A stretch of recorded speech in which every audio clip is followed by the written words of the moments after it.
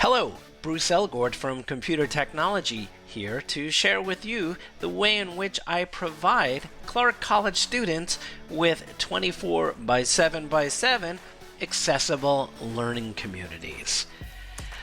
Here you see a block diagram, a colorful one at that, of all the tools and technologies that I'm currently using in my class, all of my online classes, which all of them are online now due to the current circumstances, and I'm going to take you through just quickly how I use them. The foundation is Canvas for everything, and each module of for each week is broken down into various units. The students progress through them, and stuff you can see on the screen here are things like assignments and skill building exercises and such. The next thing, which I think a lot of you may know already, is that we use Zoom. I use Zoom.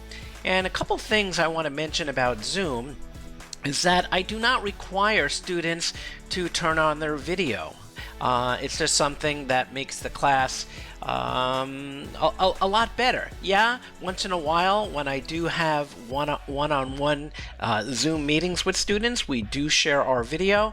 But for a class, especially a class of 20 students, I do not require video. I do turn mine on at the beginning of class to say hello and, make some comments here and there, but that's about it.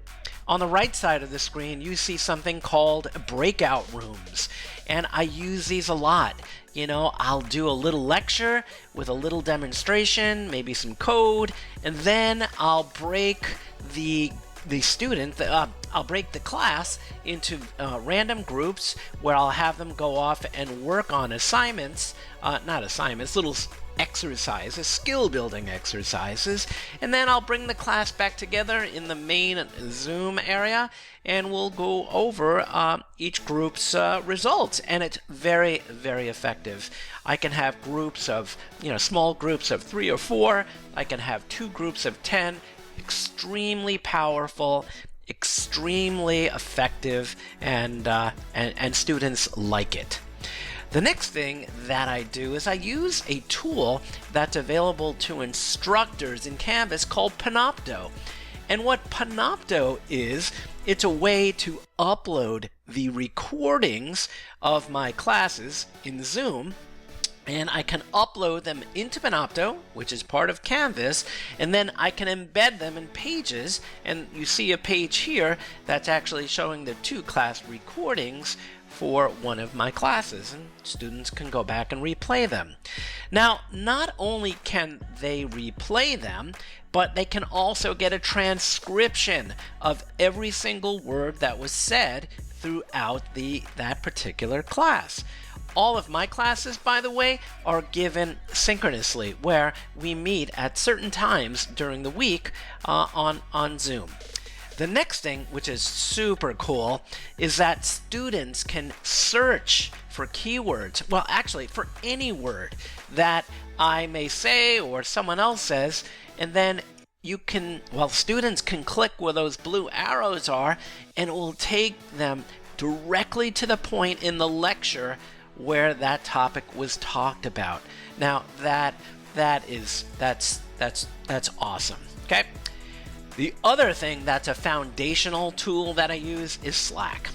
It's essentially a 24 by 7 by 7 chat application where we're all collaborating. Students are collaborating with one another. They're collaborating and asking me questions, and I have different channels within a Slack group for announcements, from code that we develop in class, a questions channel where students can post questions and other people can answer them.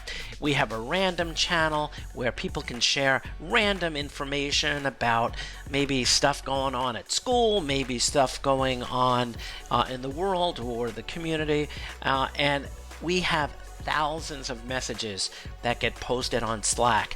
The really great thing about Slack, it's available for mobile phones, for desktops, for tablets, for web browsers.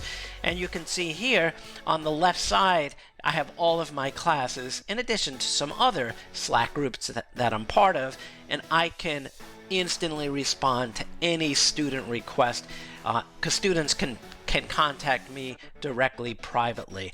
This sure is a much better way of communicating than email or Canvas messaging. They feel a real connection when they can just ask a question. I'll get a notification and I respond. I may respond, I can't get to you right now, but they know that I will get back to them. The other thing that we have with Slack is Zoom is integrated. So if a student's really struggling, I can just type in a /Zoom command into Slack, and within seconds we are connected in a Zoom room. And sometimes a 60-second Zoom session can save 45 minutes of emails or Slack discussion, Canvas discussions, or anything else. Okay, great tool. The other thing is we use something called Excalidraw, which is an online whiteboard tool. Sure, Zoom has a whiteboard, but it doesn't give you the tools that people who are into software development, like flowcharting tools, can use. And here is just a simple example where we were just scoping something out that we were doing in class and how the particular application worked. And what was great at the time, and this is not the slide we used, this is not a screenshot of the actual class because it only shows one other collaborator, but we all see this being updated at the same time. I'll ask a student to draw, what path or what steps do they think they would take next, and it really works out, and students get really excited. Okay, so that's Excalidraw. It's free too, by the way. The next thing I use is something called Padlet. So a lot of times I'll ask for feedback, or I'll ask students to provide some information or answers to questions. So Padlet's a really great app where students can, post these little tiles with answers to the questions that I pose. Their answers can contain links, images. We can drag the cards around and stack them in different ways. It's a fantastic tool, and again, free application.